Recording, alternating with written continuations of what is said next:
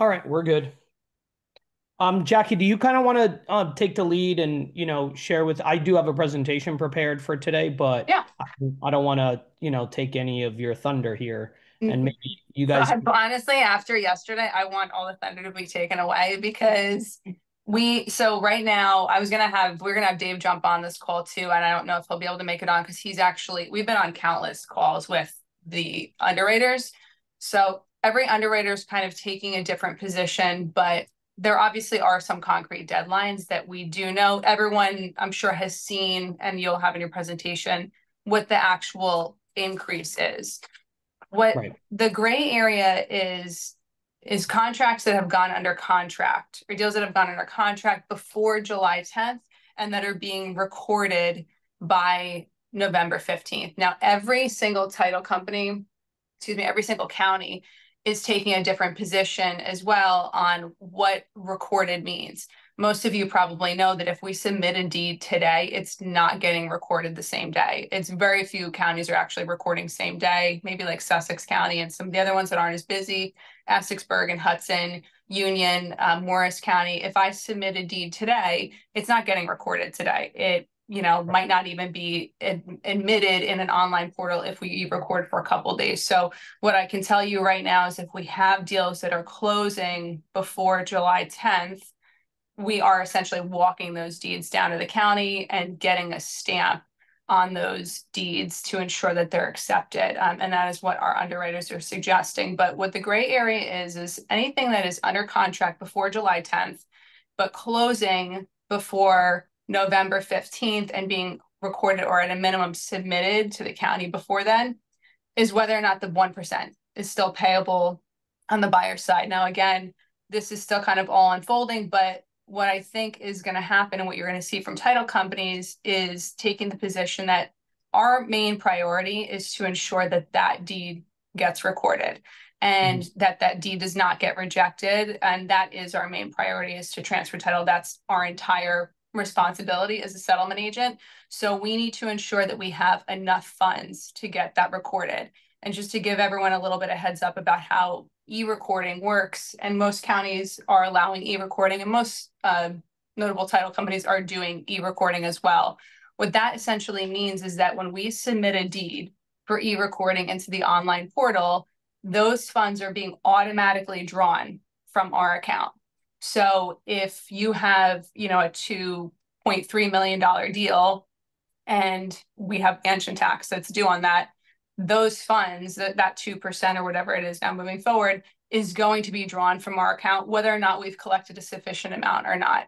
What we don't want to be in the position to do is submit a deed and don't have sufficient funds recording. So a lot of underwriters are kind of pushing in the direction of suggesting that if you have a contract that, or a deal that went under contract before July 10th, and it's being recorded or submitted before November 15th, that based on the contract, the buyer is still to be paying the 1% and that the full percentage should also be collected on the seller side.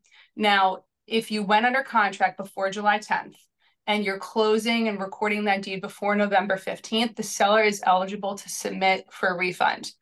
It is obviously completely up in the air as far as what that process is right now because the Division of Taxation does not even have this information about the new mansion tax fee on their website. It is that fresh, which is why I think people should be hesitant to put out information unless they know exactly what the reimbursement process is going to be and have these details completely outlined. So as we get more information, we're obviously supplementing that to our marketing material. But the seller is going to be eligible for a reimbursement during that time period. You have to kind of hit both qualifications: under contract before July 10th and recorded deed before November 15th. As soon as July 10th comes around, if you go under contract, the seller is not going to be eligible for that refund. And if you have a deal that went under contract before July 10th, a new construction is a perfect example. We have one that went under contract in June. It's not closing until December. Seller is not eligible for that refund. So you have to hit both qualifications on that. I think that just out of caution, like I said, unless we hear otherwise from the underwriter, we're going to still plan to collect potentially that 1% on the buyer side, unless attorneys agree differently, because the buyer paying that mansion tax is very much a contractual, obligation. The county recording department does not care who pays it. They just care that they collect the full amount for recording. And we haven't gotten to July 10th yet, so we haven't even been able to discuss what happens if a deed gets rejected. But what I can tell you is that if there aren't sufficient funds to record that deed, not only is it going to get rejected, but someone's going to be on the hook for it. And it's certainly, we don't want it to be us, obviously, because we then have to seek it from the buyer or the seller. And it's not, $10 in short recording costs that we're talking here. It's thousands and thousands. Sometimes, some of these transactions can reach over $100,000 in mansion tax. So I wanted to start with that. If anyone has any questions for us, I want to field those questions now. Well, Jackie, let me just go through some stuff Sure. before that, because I'm going to probably answer a lot of people's questions. Perfect. The reason that we have RealSafe on here, guys, is you need somebody like Jackie and Pete and RealSafe, a big company that has their lawyers on top of this. They're going full throttle to make this work. And this is when people start asking, who's your title company, right? Like things like this, where people are going to actually make it happen, and they're going to make sure that everything is taken care of so there's no liability. So, some title companies might not be up to date as much. Can you guys all hear me, by the way? Yeah. Yeah. Okay, cool. So I'm going to do a quick presentation to give everybody an overview, Jackie, because we kind of just jumped in and a lot of people don't even know what's going on. Perfect. We're knee deep in this, right? But Yeah. some people don't know what's happening. So for those of you that, are just kind of getting up to speed. Governor Murphy passed a bill, and this is in law now, July 1st. Basically, it's a revenue raising tax to basically, go towards their general budget. We really don't know where this extra money is going. It's just going to the general budget. And what basically it does is it changes how much home sellers are paying for properties that are sold over a certain amount of money. Okay. And we're going to go through each one. And I want to start this off by just saying, there's a great famous quote by Marcus Aurelius. He says, "Don't be disturbed by events you can't control. Instead, respond to them with clarity, preparedness, and resolve. The impediment to action becomes the action, and what stands in the way becomes the way." And the reason why I bring this up is because the mansion tax, right? It's a law that we can't, change. We can't reverse this overnight. It's probably not going to get reversed. Anytime there's more revenue coming into the state, they leave it that way. So any hopes of trying to do that, we're not going to focus on that. We're going to just focus on the facts and what's going on. It's a decision that was made by lawmakers, right? Beyond your control and beyond mine. And we can control how we respond, right? As professionals, as realtors, as homeowners, as title companies, as attorneys. And that's going to make the difference, right? We can choose to kind of be paralyzed by frustration or outrage, because when I first heard this, I was very upset about it. Or we can choose clarity over confusion and action over complaint. And that's what we're going to focus on. Full disclaimer, I'm not an attorney, I'm not an accountant. So every individual has a different circumstance depending on what's going on. And we're going to try to get through as many as we possibly can. So how did it work before this law? Sellers paid a realty transfer tax. All realtors already know that. And then the buyers paid a mansion tax of 1% of any properties over $1 million. So any properties $1,000,001, they're paying $10,000. For $2 million properties that sold, the buyer was paying a $20,000 mansion tax, 1% of 2 million, right? Some exemptions existed only on the realty transfer fee, right? For seniors that are 62 or over, if they were blind, if they were disabled, but not on the mansion tax. There was no exemptions for the mansion tax for older folks. So now this new law is in place. So what happens? Any closings before July 9th, 2025, buyer is still paying the mansion tax. That's my understanding of this, right? The buyer is still paying the mansion tax if a property, right, is closing before July 9th, right? Meaning it's closed, everything is done, nothing changes. Okay, so this basically goes into effect July 10th. The seller pays the realty transfer tax like normal. Okay, now, of course, they kind of did this very quickly. So anything after July 9th, it changes. So if a property has a contract that was executed before July 9th and out of attorney review, that's my understanding, that it's actually under contract. So signed by the buyer, signed by the seller, okay? And you're under contract, okay, through attorney review. And that was done before July 9th, okay? But it's closing after July 9th, on or before July 9th, right? Not in July 10th.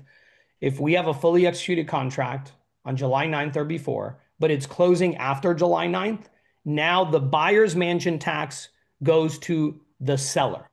Okay. And then there's a tiered rate. So seller now pays the realty transfer tax like they did before, but they also pay this supplemental mansion tax. The buyer pays zero mansion tax. Okay. So there is an eligibility for refund, like Jackie was saying. If it was executed, by July 9th and the deed gets recorded, that's where the title company comes into play. And, they have an actual recording that the deed doesn't get rejected. So try to set all your closings, right? If you have a contract on a property right now, try to set all your closings up before November 15th, right? Way before November 15th if you can, so they have time to record the deed and then there's no issues, right? Obviously, we're waiting on New Jersey to supply the forms, and we'll talk a little bit about what that's going to probably look like. If your property was sold over 2 million, that's really the only people that are eligible for a refund. Okay, if your property was sold for 1 million, it's not eligible for a refund. Okay, if your property was sold for $2 million, it's not eligible for a refund. Okay, only over $2 million. Why is it not eligible for a refund? Because the realty transfer tax is the same. Okay, and the buyer's mansion tax was always $20,000. It was 1% of 2 million. Okay, that's not going to change up to $2 million. It's just shifting from the buyer to the seller. So there's no refund.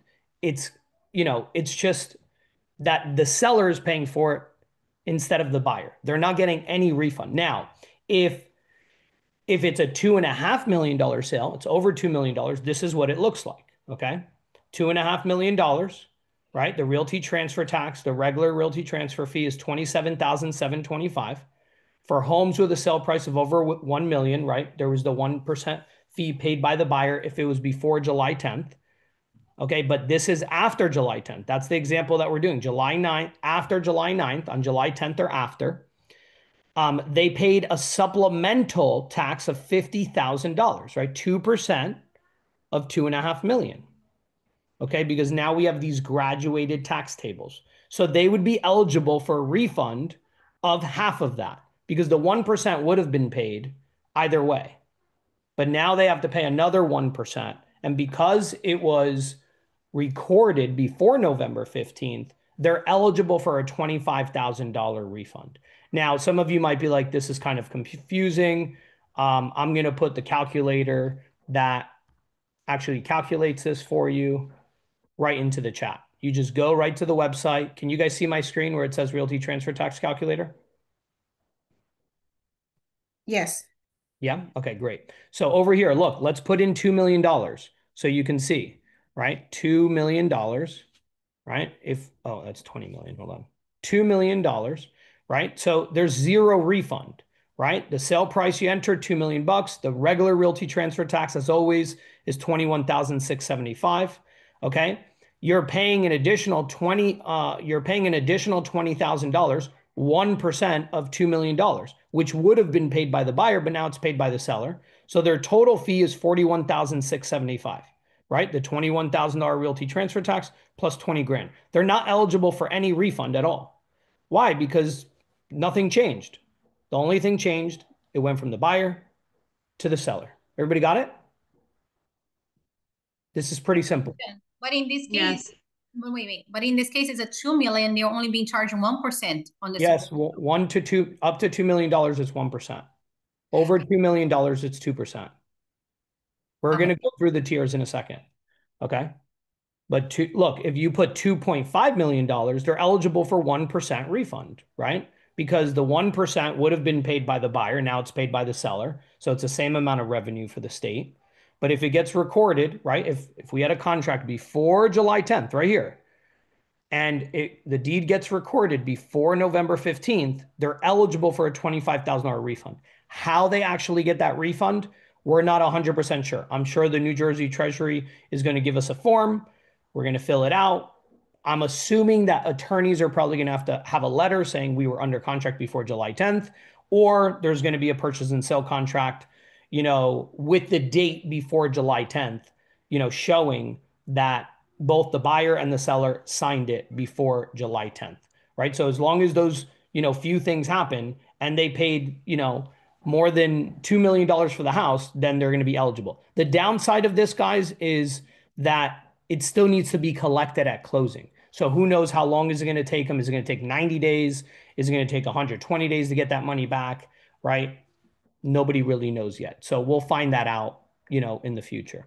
Okay, so here's a couple, on $1 million sale, it's 1% supplemental tax, 10,000, just like it was before, you get no refund. On a $2 million sale, it's 1% supplemental tax, it's $20,000, you get no refund. On a $2.5 million sale, you're going to get a $25,000 refund back, if you do what you're supposed to do. Okay, so here's basically the tiers. Hopefully you guys can see everything on my screen here. Let me make this a little bigger. There we go. So contract signed on or after July 10th. So now we're fast forwarding to the future. It's July 10th. We get an offer on a property. It's fully executed. What happens? Seller pays the RTF, the realty transfer tax, plus the mansion tax. Buyer pays zero mansion tax, and nobody's eligible for any rebates or refunds. Okay, so here, 1 million to 2 million is still 1%. All the way up to $2 million is 1%. $2 million and 1 cent to $2.5 million, they pay 2% in this bracket of the total amount.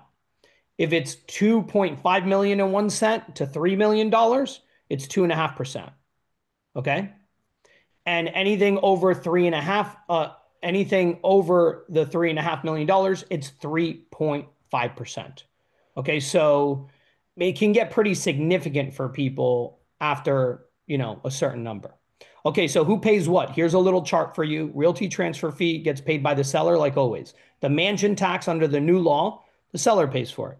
There's also the exit tax that a lot of people talk about, which is basically a withholding for non-residents to make sure that they're paying their taxes on their final tax return, which is typically withheld at 2%, and they're eligible for a refund for that. That's not relevant to the mansion tax, but people always bring it up. And then on commercial interest transfer tax, right, on properties that are commercial properties and they're changing controlling interest, they also charge a tax on that, which isn't really relevant for, 99% of people or more.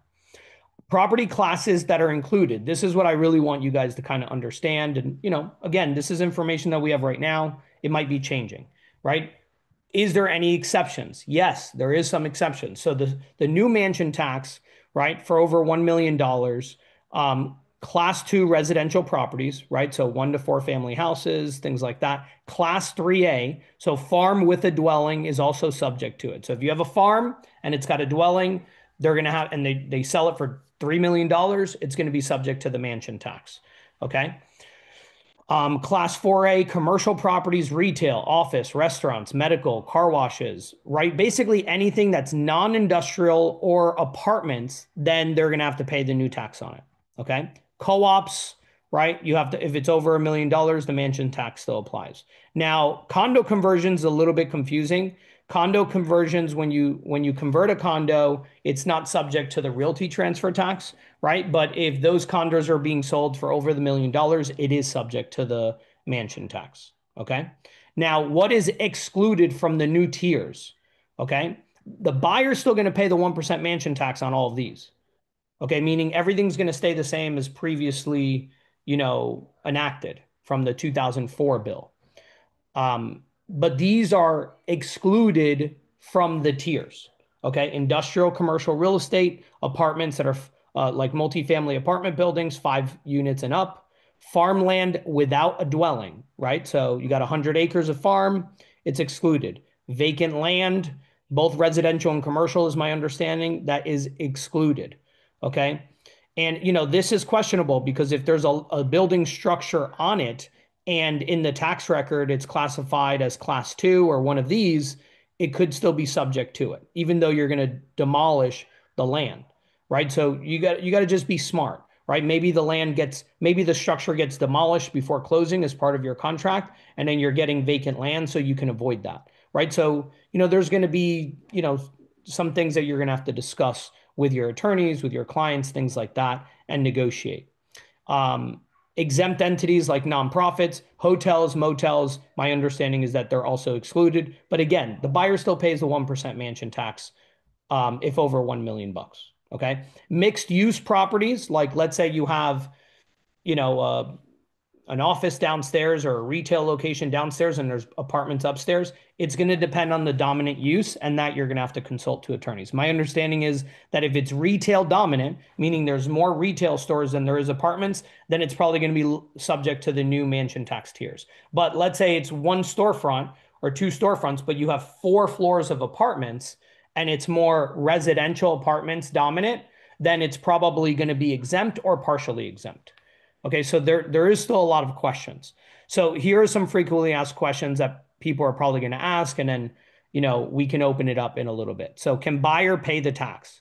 If that was negotiating an attorney review, I'm sure you guys can negotiate the terms, but not for properties that are under contract currently that are closing, after July 10th, right? Then the seller is still going to have to pay that transfer tax, and if they're eligible, on properties over 2 million, then they can ask for that refund. But, the shift is happening. I'm under contract right now on a property for $2,220,000. Unfortunately, I'm going to have to pay, this tax. Um, well, I'm under contract with a buyer to sell the property, and, we have a contract before July 10th, fully executed, but we don't have a closing before July 10th, right? We have a closing after July 10th. So now it's shifting from the buyer to me. So they just got a discount of, $23,000, $24,000 in realty transfer tax. If I'm already under contract, I can't really renegotiate that. It's just, it is what it is. Can I cancel the contract? Right. So if you're in the middle of a transaction, you agreed to these terms, the buyer was going to pay the mansion tax. Can you cancel the contract? I don't think so. Right. Unless you had something in the contract with some sort of clause that, illustrated if a law change, happens, then we're allowed to renegotiate. Liquor licenses and business sales only taxed on real estate portion. That's my understanding. So if a restaurant is selling and it's the real estate and the liquor license, you're putting a price on the liquor license, you're putting a price on the real estate. And if it's over that $1 million, then the taxes apply. New construction, yes, it does apply for any properties over $1 million. Okay. The RTF, the realty transfer tax, the normal one, not the mansion tax, has some exemptions where they pay a little bit less if the properties are under 350,000 or if they're 62, blind, disabled, etc. On the mansion tax, there is no such exemptions, right? So on the standard realty transfer tax, there might be a discount for some of these people. But on the mansion tax, if they're selling a property over a certain amount of money in these tiers, there's no exceptions to that if it falls within that property class. So who is this going to impact? Sellers are going to increase prices. That's my guess. I already met with a builder yesterday. He's like, yeah, I'm just going to increase my price. Buyers may wait until July 10th to avoid tax, right? So if right now you were going to buy a $3 million property, you're probably going to wait till July 10th to go under contract, right? Why are you going to try to, end up paying, extra mansion tax? Actually, I'm buying a property right now, and I should probably wait till July 10th on that because it's higher than $1 million. Attorneys, title companies are all going to be scrambling pre-July 9th, so it's really important that you're working with people that are awesome, like Jackie and Pete from RealSafe, right, and our preferred attorneys that we work with. Builders may pass tax to buyers, right? They might negotiate that in their contracts, like, look, you're paying for this. Or they're just going to increase the price. Commercial properties are going to be especially impacted, in my opinion. Thank God that they didn't put the multifamily in there as far as, I know right now. That way it's not trickling down to tenants. But office properties, retail, I mean, they're already suffering because of their adjustable rate mortgages in the high interest rate environment. And now they're getting hit with this, as they go to sell because their interest rates are high and they're no longer cash flowing. And then multifamily investors right now, they're not affected. So a couple, recommendations for action steps for everybody. Obviously, we're going to update our contracts. Supposedly there's an addendum coming out. I created our own addendum already right here. I'll share it with everybody. And basically, it's an addendum, basically breaking it all down, right? For the realty transfer tax and sharing with people how much money the seller is potentially going to pay. And they're going to sign it. I also have some information here in regards to sheriff sales, because some people are doing sheriff sale properties, and then the CITT, the controlling interest transfer tax. So I put everything in one form, and we're going to have all the documents that are relating, including a link to the realty transfer tax and mansion tax calculator. So sellers can just go on this website and calculate their own tax. If you're a realtor, I recommend having this conversation with people and going on the transfer tax calculator, emailing it to them or printing it. So that way you don't have any liability after you sign it, they sign it, and we have a full disclosure. So we'll be emailing this out to everybody as well. It's pretty simple. And use the NJ Realtors RTF calculator. It's really great. And let me see here. I want to share with you a couple other things that are important to understand. So the budget that Murphy passed was 58.8 billion bucks, which, it's higher than last year by 4%. Than last time they did the budget. The mansion tax is expected to bring in $317 million in revenue. So I want you guys to understand, if you do the research, about 85,000 homes or so sold last year. Out of those 85,000 homes, they're saying about 2% of sales are going to be affected above the $2 million number, right? Because on the million to 2 million, it was still 1%. It's just being paid by the seller. So additional revenue coming into the state is only on sales above $2 million, which is about 2% of 85,000, which is 1,700 homes. So who is this impacting? 1,700 houses. That's it, right? 1,700, maybe 1,800, maybe 1,900, but probably most likely under 2,000 homeowners, right, that are selling their property over the $2 million number. If the median price of home sales are $4 million in the $2 million plus segment, right, because some sell for 10 million, some sell for 8 million, right? If the average is 4 million at 2.5%, that's going to be an increase to the seller of about $100,000. Right? On 1,700 homes, that is $170 million that they're raising from the residential marketplace, right? Probably another 147 million that they're estimating from commercial real estate transactions, right? I don't, my opinion of this, guys, is we all know that we live in New Jersey and we get taxed at every turn. That's why people are leaving New Jersey. The only migration that we have into New Jersey are international migrants, right? We've lost 69,000 people, net loss 69,000 people from, in New Jersey, outbound migration. For the seventh year in a row, New Jersey is number one in outbound migration, okay? That isn't the issue here. We know that we get taxed for everything. Every road that we drive on, we get taxed a toll. We go to get gas, we get gas tax. We have, we're stressed out, we go to get a drink, we get liquor taxed, right? Like our property taxes are on average $9,500 per year in New Jersey, which is double the national average. Okay, we are not, strangers to getting taxed in New Jersey. I want everybody to understand, this isn't a big deal. Okay, why? Because it's on 1,700 homes. It's not affecting most people. The big deal about this is, in my opinion, two things. Number one, it's opening the door for them to go after lower price points. What's the next stop? Right? 750,000, right? 500,000, right? That's the problem. The realty transfer tax is already on every price point, right? Above like a very low amount, like 150 or something like that. Unless you're blind or disabled or you're 62 and then you get a 0.5% discount. That's kind of the issue. Right now, this isn't really the issue. Do I think it's going to impact the market? No, I don't think that this is going to impact the market. It's 1,700 homes. If you, I have a house in this, segment. Am I upset about it? Was I very upset about it when I first heard it? Yes. But then you do the numbers and you're like, okay, it's a few percent more and you're just going to increase your price by that amount. And buyers are probably going to pay it, or they're going to split it and negotiate it, or whatever the case is. It's only on 1,700 homes. So it's nothing to like really be in uproar about.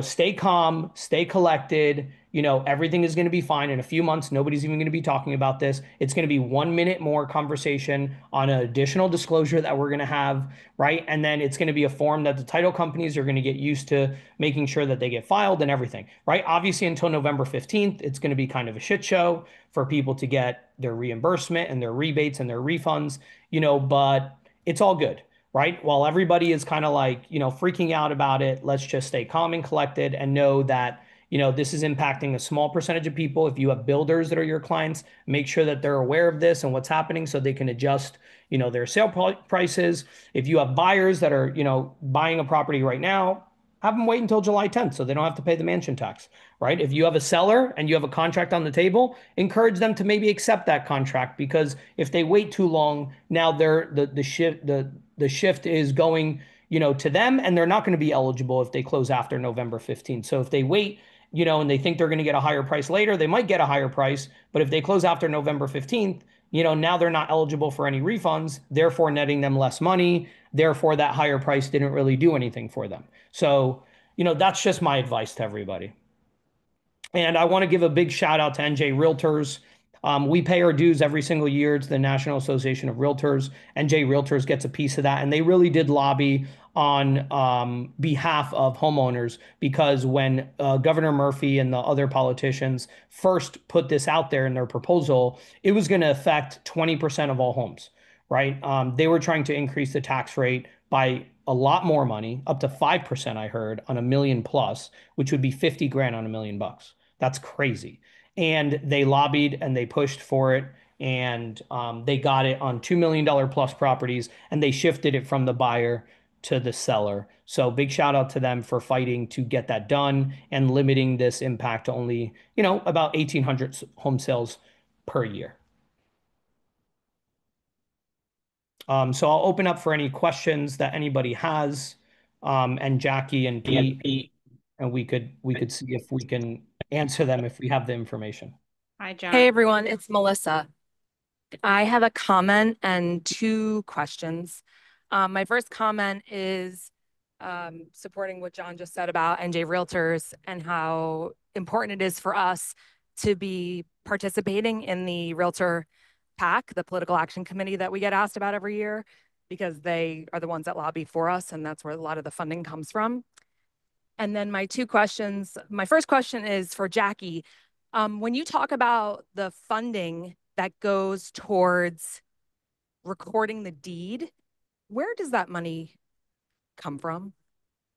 So when we close on a property, there's a couple different items that have to be collected for recording. On the buying side, you have a deed and mortgage recording, and they kind of all get lumped into one when you submit it to the county. But on the buyer side, if you have a mortgage and a deed, you have a collection that has to be made per page. Every county charges per page. Generally, it averages around $45 for the first page, $10 for a cover page, and $10 for every additional page. So depending on how many pages your mortgage and your deed are, the county is collecting for that. So we have to right off the bat submit that. And then of course the other recording costs would be realty transfer fee and mansion taxes. If you have anything additional that has to be recorded, like a power of attorney, that gets calculated in the same capacity as the deed and the mortgage are calculated as far as per page. So that is what we collect. And when we submit to the county, whether we bring the deed and the mortgage in person, or we submit it via Simple File, which is e-recording, that's a platform that we use, we have to have all those funds collected. When we submit a deed and a mortgage, they have to be recorded at the same time. They have to match, and they have to have the appropriate funds. So if we don't have funds to sufficiently cover that, if we're submitting it in person, they'll just flat out reject that recording. But when we e-record, we actually have those funds automatically drawn from our account.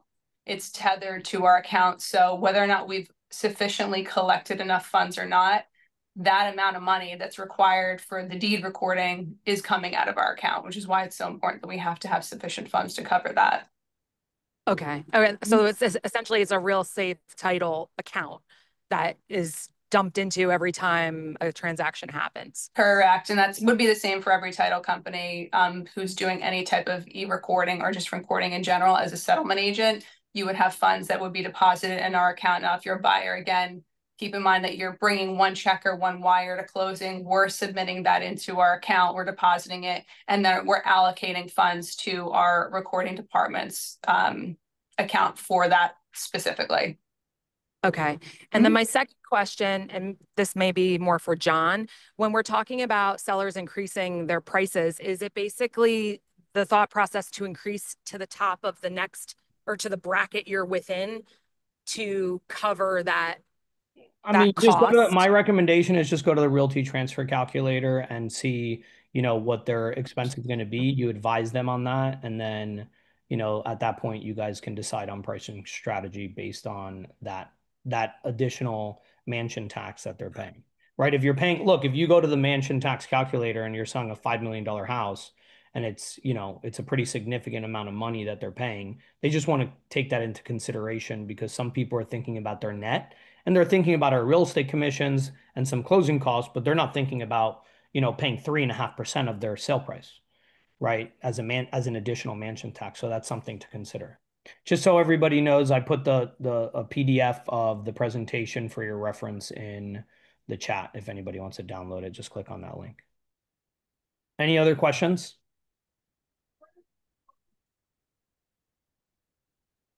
Hi, I have a question, John. We have a closing on, we represent the seller, and it's a $2.5 million sale, and it's supposed to close on the 8th. So how do we protect our seller from the buyer stretching it out just an extra couple of days and now putting, $25,000 liability on the seller instead? Is there anything that we can do or just kind of? No, I mean, in New Jersey, I think you have time is of the essence, but maybe Jackie has some sort of answer for that.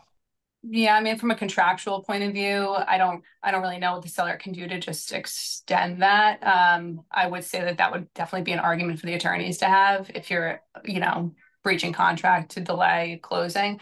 But what I will tell you is from a buyer title company perspective that, and I had this happen on Monday because nothing had really been passed yet, but we had a couple clients who closed on the 30th of the month. And they specifically asked us, like, can you please make sure the deed is recorded today? You actually have 30 days to submit the deed for recording.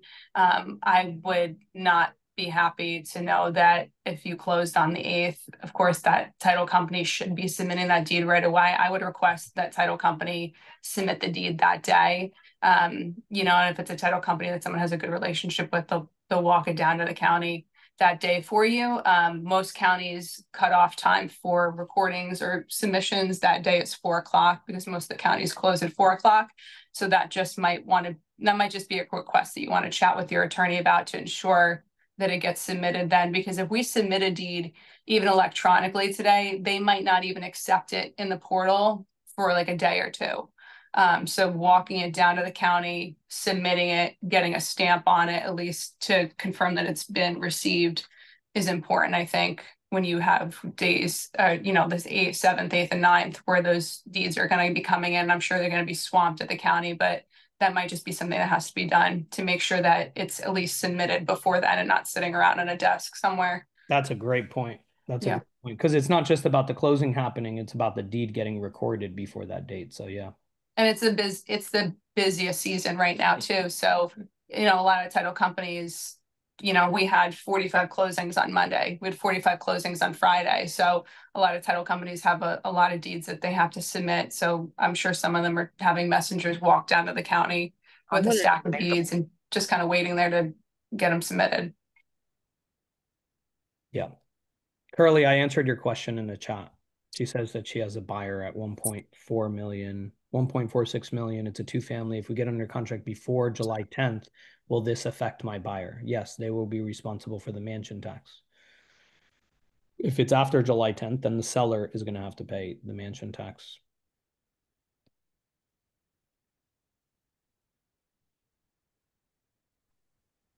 Yes, everything is the same, Jolie. Whether it's on market or off market, it's not really relevant.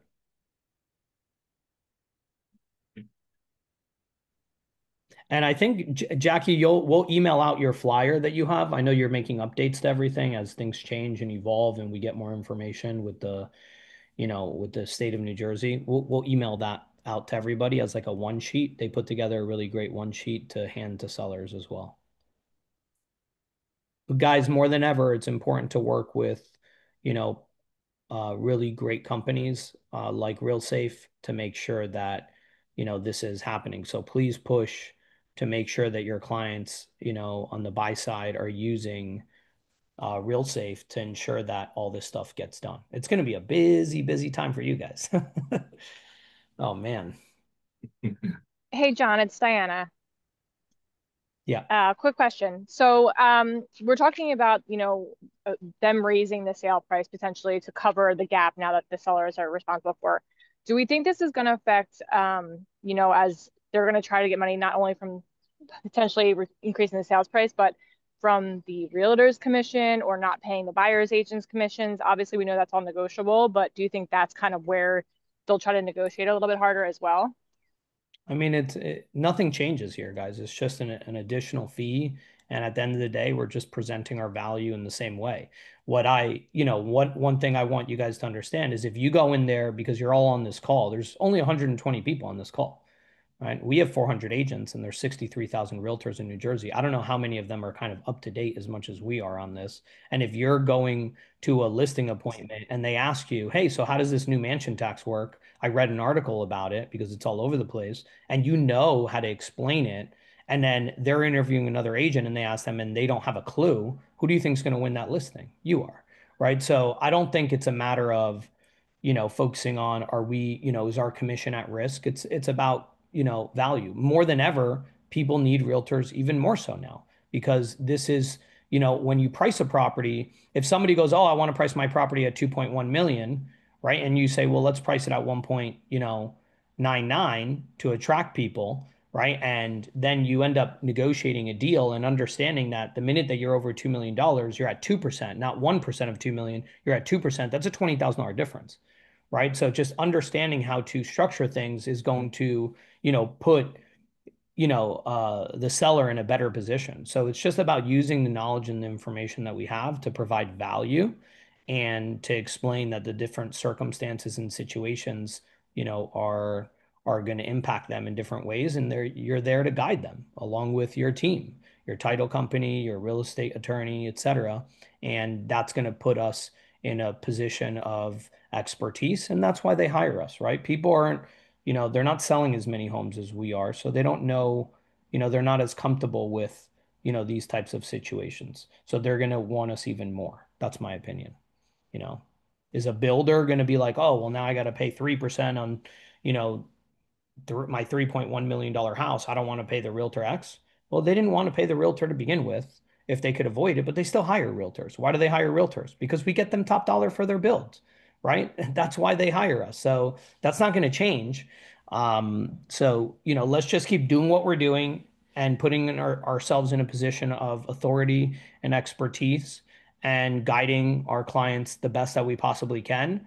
And I think that people are just going to adjust their prices a little bit. If they thought they were going to sell their house for 3.8, they're going to say, all right, let's try to get 3.9. Let's try to get 3.95. And unfortunately, it's, that's how things go up. Um, you know, because if people are going to end up with less, they're going to want to get more. And if there's limited inventory, then the buyers are going to pay for it. If the supply starts to go way up, then it's on the buyer's leverage side, and we'll deal with that. But as of right now, New Jersey is one of the hottest markets in the whole country. And, I think, an extra $100,000 for a $4 million buyer is really not that much money. It's, you're talking about 2.5% of 4 million is 100 grand. So an extra 100 grand is not that much money. And if you look at it on a mortgage payment over 30 years, if they are getting any financing, which most of these deals are cash above 2 million anyway, how much is a mortgage payment for somebody buying a $4 million house, financing an extra 100,000 bucks, right? You're talking about $600 a month. Is that really that much money for somebody buying a $4 million house? The answer is no.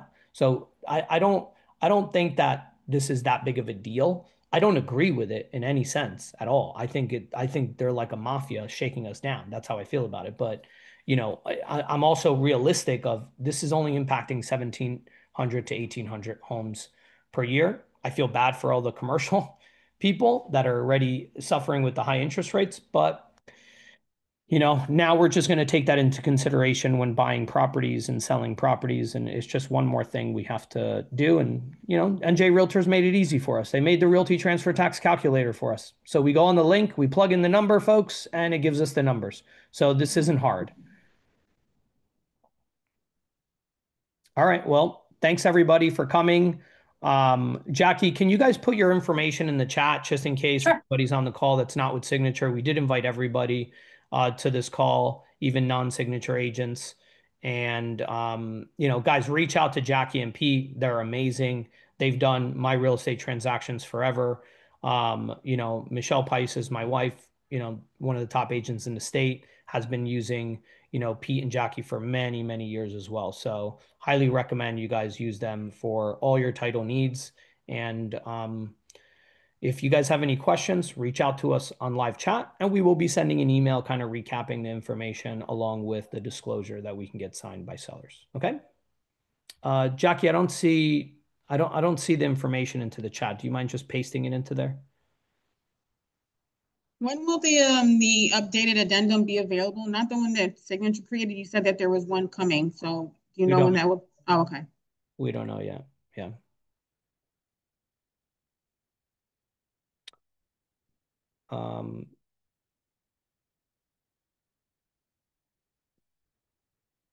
Let me just put in her information. Guys, hold on one second. I don't know if she got cut off or what, but let me at least put Jackie's email and info into. All right, guys. Yeah, I just sent our cells in there. I'll get our emails in there too. Okay, cool. Thanks. I'm gonna copy and paste your Instagram and all that in here so people can also follow you guys on Insta. Thank you, John. Yeah, definitely. Anyone has questions, please let us know how we can help. There we go. Guys, save her information. I just put it all in here. The phone number, the email, and Instagram is on here as well. Follow her and then follow Pete. Pete, throw in your @ handle so people can follow you on Instagram too if you have it. Pete's phone number is on here as well.